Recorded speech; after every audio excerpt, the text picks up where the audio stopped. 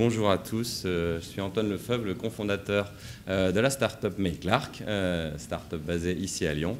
Et je vais donc vous parler de Slack, de Microsoft, de Facebook, de notre petite entreprise, et puis je vais aussi vous parler d'éléphants, bien sûr, c'est pour ça que vous êtes venus. Alors déjà, désolé à tous ceux qui seraient venus pour avoir un guide pratique, beaucoup de statistiques, des chiffres. Je vais plutôt vous raconter une histoire, une fable, on pourrait l'appeler la fable de l'oiseau et de l'éléphant. Et puis vous emmener un peu en voyage aussi, c'est ma marque de fabrique pour ceux qui me connaissent. Et donc ce voyage, s'il y a des start-upers dans la salle, vous devez le connaître, c'est le voyage vers les cimes. Puisqu'évidemment, quand on se lance dans une start-up, on est très enthousiaste et puis on se dit qu'on va arriver tout en haut du Kilimandjaro et que tout ça va très bien se passer parce que quand même, on a un projet qui est génial. Et c'est comme ça, en fait, qu'on s'imagine. Donc ça, vous l'avez tous reconnu, c'est une grue à crête dorée, c'est une merveille de technologie et de marketing, ça peut voyager sur des milliers de kilomètres, un super oiseau migrateur. Vous l'avez vu, une super crête, je ne sais pas comment on appelle ça, un bidule rouge en dessous, enfin bref, on la repère. Et donc c'est comme ça qu'on s'imagine qu'on commence. Et c'est pour ça que nous, on a d'abord créé quelque chose qui s'appelle Clubbl.com, c'est la contraction de Club et de Bubble, c'est toujours en ligne si vous voulez faire un tour. Et c'est quoi Clubbl.com? C'est un nouveau réseau social interne. Évidemment, on allait révolutionner le monde du réseau social avec donc un outil qui mixe parfaitement interface et email. Sauf que voilà, il y a un hic, c'est qu'on n'est pas une grue à crête dorée, on est plutôt ça. Et ça, c'est quoi? C'est un bébé héron qu'à peu près personne ne remarque, probablement même plus sa mère, parce qu'il m'a l'air assez abandonné là dans son lit. Globalement, en termes de vol, pour rejoindre les cimes du Kilimandjaro, c'est un peu compliqué. Et puis, en termes de marketing, comme vous pouvez le voir, c'est pas ça, quoi. Et donc, quand on se lance là, à voler vers nos altitudes, donc à révolutionner le monde du réseau social interne, on peut tomber sur ce genre de situation. Donc ça, c'est quoi? C'est un éléphant. Et quand vous volez à basse altitude, comme le bébé héron, c'est à peu près ce que vous voyez. Donc j'aime autant dire que vous flippez. Et notre éléphant à nous, celui qu'on a rencontré sur notre chemin, il s'appelle Slack. Je ne fais plus les présentations. Je crois qu'à peu près tout le monde maintenant dans la salle connaît ce qu'est Slack. Quand on a commencé, nous, en octobre 2014, en août 2014, on ne connaissait pas Slack. C'est arrivé dans notre paysage concurrentiel. Et puis, comme on disait à l'époque, c'est un concurrent de Clubbl. C'est assez rigolo de dire ça maintenant. Ce serait plutôt l'inverse. Sauf que, ce faisant, notre histoire a continué. On a continué à avancer. On a continué à chercher des investisseurs, à chercher des clients. Et de plus en plus, on nous disait Slack, Slack, Slack, Slack. On avait cet éléphant dans la pièce. Et donc, il a fallu qu'on se pose des questions. Est-ce qu'on faisait face à cet éléphant? Est-ce qu'on continuait à aller tout droit? Ou est-ce qu'on ne se mettrait pas sur le dos de l'éléphant? Et c'est comme ça qu'on s'est dit, mais plutôt que d'être concurrent de Slack, on pourrait finalement être sur Slack, se baser sur Slack. Et c'est comme ça qu'est né MailClark, qui est finalement notre produit aujourd'hui, même si on continue à faire tourner Clubbl.com, c'est très clairement MailClark qui nous fait vivre aujourd'hui, qui est donc un bot pour Slack. On a évidemment gardé cette technologie, qui est notre technologie de base, qui nous permet notamment de convertir des emails dans un format de chat. Mais plutôt que de faire ça pour notre propre interface, on a fait ça pour Slack. C'est comme ça qu'on s'est retrouvé sur le dos d'un éléphant. Et donc, si jamais ça vous intéresse de voyager sur le dos d'un éléphant, je vais vous faire un petit guide pratique de savoir comment ça se passe. Et déjà, je me dis, si vous avez peut-être une question, c'est bien gentil, mais pour atteindre les cimes, est-ce que ça tracte un éléphant? Parce que bon, globalement, ok, on ne se fait plus écraser, mais peut-être que la vitesse de croisière n'est pas celle que l'on désire. Alors, je vais essayer de répondre par des stats un petit peu. Ça, c'est le nombre d'entreprises qui, chaque semaine, s'inscrivent à MailClark par le biais de l'App Directory de Slack. L'App Directory de Slack, c'est quoi? C'est l'App Store de Slack. Donc, si jamais vous allez dans l'App Directory de Slack, que vous tapez email, par exemple, vous nous trouverez donc en deuxième position, juste après l'application officielle réalisée par Slack. Tout ça donc, nous donne 150 nouvelles entreprises qui, chaque semaine, s'inscrivent au service. Si on compare à ce que l'on avait avant, en étant notre petit héron tout seul, sans être sur le dos d'un éléphant, j'aime autant dire que la différence est assez majeure. On n'est pas forcément mono-éléphant, on en reparlera par la suite, on est multi-éléphant, donc notre bot est également disponible pour Microsoft Teams, qui est le grand concurrent de Slack. Et sans être au niveau de Slack, on est présent donc dans l'embryon d'App Store de Microsoft Teams qui s'appelle l'App Gallery. Et ça nous ramène 60 nouvelles entreprises chaque semaine. Donc là, au moment où on part, on a des gens qui vont sur ces stores, nous trouvent et nous installent. Donc ça, déjà, effectivement, ça donne une traction qui est assez intéressante. La deuxième chose, c'est que votre éléphant, et on va en parler juste après, si vous essayez de tisser des relations avec votre éléphant, vous allez avoir potentiellement des choses assez intéressantes. Et donc, notamment avec Slack, ce que l'on a eu l'occasion de faire déjà à plusieurs reprises, c'est d'avoir des partenariats sur des lancements de nouvelles fonctionnalités. Donc Slack améliore régulièrement ce qu'ils appellent leur plateforme, c'est-à-dire que les outils qu'ils donnent à des tiers pour créer une application. Et quand ils créent un nouvel outil, potentiellement, ils vont associer un certain nombre d'applications de leur écosystème pour leur dire « vous nous donnez du feedback, vous créez, vous utilisez cette feature, comme ça, le jour où on la lance, non seulement elle sera probablement de meilleure qualité que si on faisait ça tout seul, et en plus, on aura tout un tas de use cases à mettre en avant. » Ça, c'est leur intérêt. Notre intérêt, c'est que du coup, quand c'est lancé, donc là, ce que vous avez sous les yeux, c'était le lancement d'une nouvelle fonctionnalité dans Slack qui était le menu pour les créateurs d'applications. Et bien là, d'un coup, on se retrouvait intégré à toute la communication internationale de Slack. On était donc parmi ces applications que vous avez sous les yeux. Et là, tout d'un coup, on passait non plus à 150 nouvelles entreprises par semaine, on avait des pics à 450 entreprises qui, chaque semaine, venaient s'inscrire au service. Donc ça, c'est également quelque chose qui aide pour l'attraction de notre éléphant. Donc là, vous dites, c'est peut-être une bonne idée finalement de monter sur le dos d'un éléphant, mais comment est-ce qu'on grimpe quand on est là en bas et qu'il faut monter là-haut? Alors, comment ça se passe? La première chose qu'il faut savoir, c'est que vous allez probablement vous heurter à quelque chose qui est la validation. Donc, s'il y a des gens dans la salle qui font de l'app mobile, vous connaissez ça par cœur pour l'App Store ou pour Google Play, ça existe pour la plupart des éléphants. Alors, chacun mettra en place leur système un petit peu les uns après les autres, c'est plus ou moins bien calé. Mais nous, on commence à avoir donc, soumis notre application à un certain nombre donc, de places de marché, un certain nombre d'App Store. Et vous allez voir, si vous regardez ce graphe, c'est le nombre en jours qu'il nous a fallu pour être validé dans les différentes places de marché. Comme vous pouvez le voir, sur l'Office Store, on a toujours des difficultés. On n'y est pas encore, on va finir par y arriver, puisque chacun a des processus complètement différents. Vous allez avoir, par exemple, sur Facebook Messenger, pour créer un nouveau bot, un processus qui est froid et clinique, mais qui, pour le coup, marche à peu près bien. Vous allez avoir des processus, par exemple, chez Slack, alors ça a changé depuis les débuts, qui sont beaucoup plus de l'artisanat, mais qui, du coup, ont ce côté un peu plus proche. Et puis, vous avez des processus horribles et proches du nazi chez Office Store. Mais ça, c'est autre chose. Donc ça, c'est la première chose. La deuxième chose, c'est que potentiellement, ça peut être une bonne idée de viser les petits éléphants. Parce que forcément, si vous voulez monter sur le dos, si l'éléphant est grand, c'est plus difficile que s'il est petit. La deuxième chose aussi, c'est que si jamais votre éléphant est petit, au début, a priori, il ne va pas avoir beaucoup de règles. C'est-à-dire qu'eux aussi, ils débutent. Et c'était notre cas, puisqu'on a fait partie des 150 premières applications qui ont intégré l'App Store de Slack, l'App Directory, pardon, quand elle a été lancée. Vous en avez 1500 aujourd'hui. Et à ce moment-là, pour intégrer l'App Directory de Slack, il n'y avait pas de processus de validation, on parlait à une personne par email, etc. etc. C'était beaucoup plus simple. On ne l'a pas fait pour Facebook Messenger et ce n'était pas une bonne idée parce que qu'est-ce qui se passe? C'est quand votre éléphant il grossit, grossit, grossit, c'est comme nous, quand on est petit, on est joli et sympa, et puis on grandit, on devient moche, on a des boutons, on est désagréable, et bien il se passe la même chose avec un éléphant.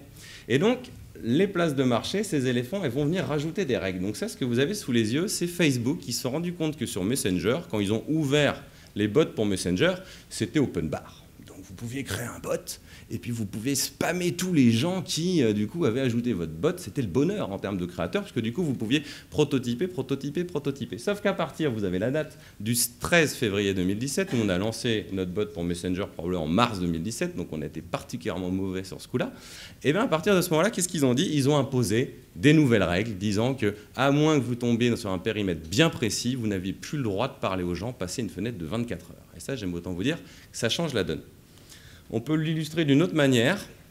Ce que vous aviez avant, Slack aussi, était un petit éléphant qui grossit. Donc, quand on a commencé avec eux, quand vous installiez le bot MailClark, vous nous donniez 2-3 autorisations, vous pouvez tout faire avec votre équipe. Donc là, on avait accès à peu près à tous vos fichiers, tous vos données. Il ne faut absolument pas le dire, parce que ça effraie les gens normalement. Mais l'éléphant était petit, donc il ne se rendait pas compte de tout ça. Donc vous voyez, quand vous faisiez le add to Slack, ce qui ressemble à un add to Facebook ou un add to Twitter, on avait 3 pauvres lignes. Et puis un jour, ils se sont rendus compte que quand même, ce n'était pas terrible de donner tous ces droits à des applications tiers. Ils ont donc durci les règles. Et c'est comme ça qu'on s'est rendu compte que si on voulait avoir le même périmètre fonctionnel, eh ben, on allait passer à la fenêtre de droite. Évidemment, qu'est-ce qu'on a fait? C'était leur volonté. On a été en demandant moins de permissions, on s'est posé les questions sur chacune, est-ce qu'on en a besoin ou pas? Et il y a une autre stratégie possible, c'est d'inventer son éléphant. Ça, c'est une stratégie, j'avoue, qui est assez intéressante. Si des personnes dans la salle ne l'avaient pas reconnu, il s'agit d'un rhinocéros, c'est donc pas un éléphant. Et donc, il y a des gens en France, donc une société qui s'appelle Contest, qui a créé une extension pour Trello qui s'appelle Elegant. Sauf qu'il n'y a pas de plateforme, ou il n'y avait pas, je ne suis pas un expert du monde de Trello, mais le moment où ils l'ont créé, Trello ne permettait pas de créer d'application. Qu'est-ce qu'ils ont fait? Ils ont créé une extension Chrome, c'est ce que vous avez sous les yeux, qui à partir de vos données Trello, crée des diagrammes de Gantt. Et ça, c'est assez intéressant, parce que d'une certaine manière, ils ont devancé ce qu'aurait pu faire Trello. Et ça a rudement bien marché pour eux, puisque sur cette petite image toute moche, vous voyez donc le CEO de Contest, Sylvain Bébert, en présence du CEO de Trello. C'est-à-dire que d'avoir été chercher leur éléphant en disant peut-être que ça serait bien que vous ayez un écosystème, ça s'est révélé hyper intéressant dans leur cas. 10 minutes. Je fais vite. Alors, maintenant, quand vous êtes monté sur votre éléphant, qui vous tracte, est-ce que on devient ami pour la vie avec son éléphant? Alors déjà, c'est là justement où un peu tout va changer, tout a changé pour nous. C'est-à-dire qu'avant qu'on soit sur un éléphant, on avait plutôt tendance à chouchouter nos clients, à essayer peut-être de passer du temps avec eux. Maintenant, on s'en fiche de nos clients. Non, j'exagère. C'est pas ça. Mais ce que je veux dire, c'est que maintenant, on va beaucoup plus investir dans notre relation avec notre éléphant. Et donc ça, c'est une boîte de macarons la durée. Cette boîte de macarons, elle a voyagé de Lyon jusqu'à San Francisco, puisque mon associé a régulièrement fait la navette à San Francisco pour aller voir nos éléphants, pour aller au siège de Slack. Et évidemment, quand il arrive au siège de Slack, il avait des macarons, il avait tout un tas de petits cadeaux pour se mettre Slack dans le petit papier. Et ça, effectivement, arriver à tisser cette relation-là, arriver à l'entretenir, arriver vraiment à faire copain-copain avec son éléphant, c'est hyper important. Dans le cas de Microsoft, c'est absolument fou. Je suis là sur scène au siège de Microsoft pour le lancement de Microsoft Teams. On était le seul bot associé à ça. Comment on s'est retrouvé là-haut? Je ne sais pas si j'ai le temps de vous le raconter, on se le garde au pire pour la fin. Alors, dernière chose, parce que forcément, là je vous entends dire, ok, un éléphant c'est bien sympa, mais au bout d'un moment, quand il a tout un tas d'oiseaux sur le dos, il va peut-être mettre des coups de trompe, parce qu'il peut en avoir marre, il peut aussi considérer que ces éléphants-là, ce n'est pas une relation qui finalement est symbiotique, ils sont un petit peu parasitaires. Alors, effectivement, il y a un cas, quand vous commencez à vous intéresser à des écosystèmes comme celui de Slack, comme celui de Microsoft Teams, etc., qui revient souvent, c'est le cas de Twitter.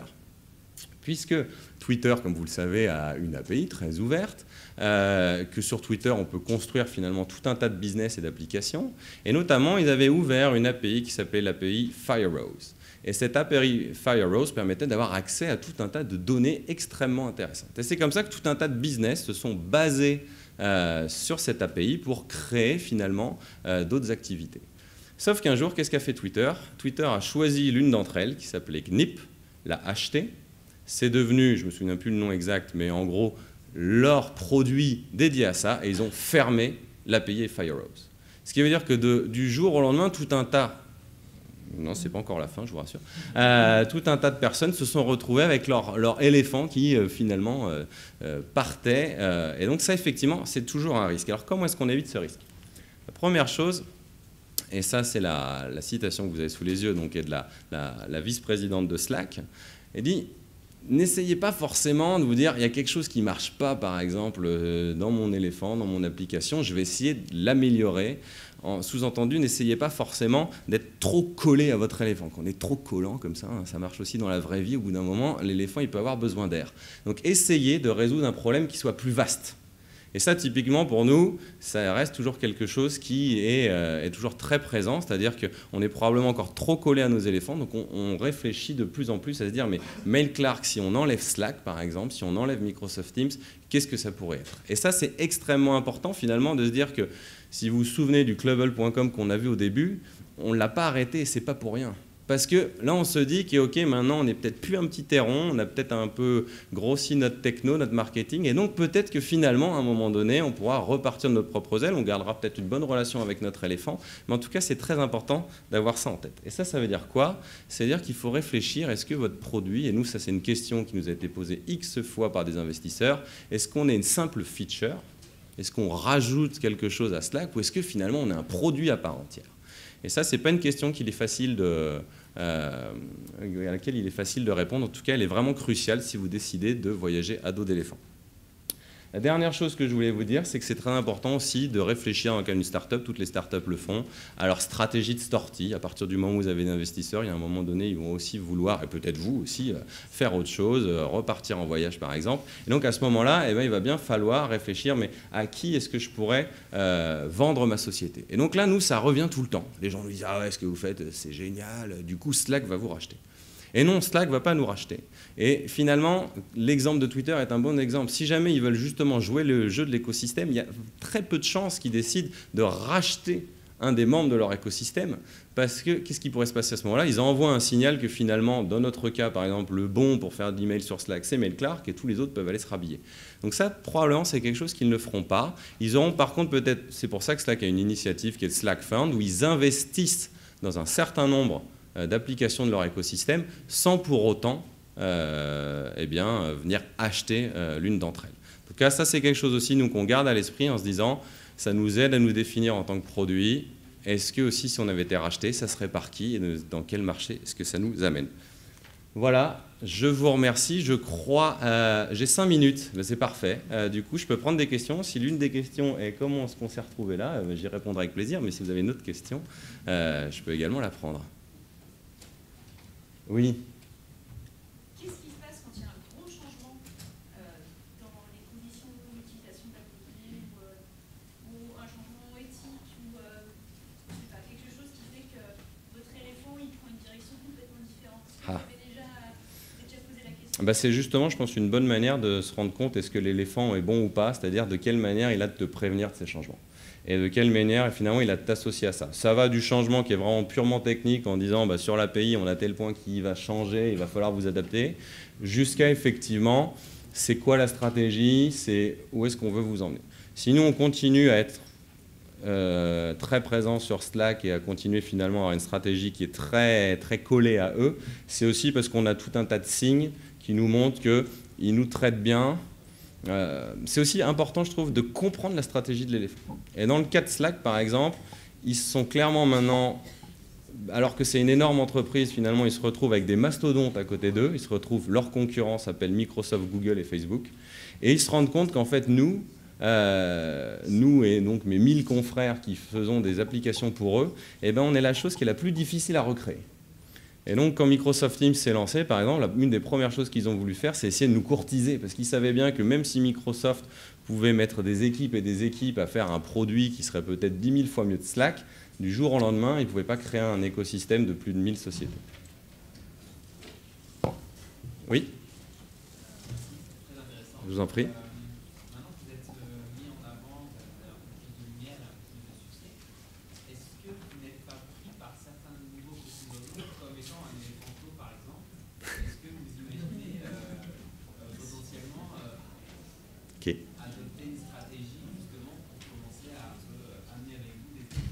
C'est une très bonne question, mais effectivement, quelque chose que nous, on n'aurait jamais imaginé, enfin, jamais imaginé, non, j'exagère, mais qui nous paraissait abscon, c'est par exemple qu'on ouvre notre API. On disait, mais c'est bizarre, attendez, nous, on utilise l'API de Slack, allez-y. Et en fait, si, ça arrive. Donc, sans pour autant devenir un petit éléphant, ce qui est clair, c'est que oui, à un moment donné, ce jeu de l'écosystème, là, on parle du petit vers le gros, mais ce serait plutôt finalement des oiseaux qui se mettent ensemble et qui trouvent des manières de travailler ensemble. On m'a fait signe dans l'oreillette, je suis désolé que je dois partir. Je crois qu'il y a un salon, enfin ça j'ai pas bien compris, un endroit où on peut se parler, si ce n'est juste dehors. Voilà, je serais ravi de répondre à vos autres questions.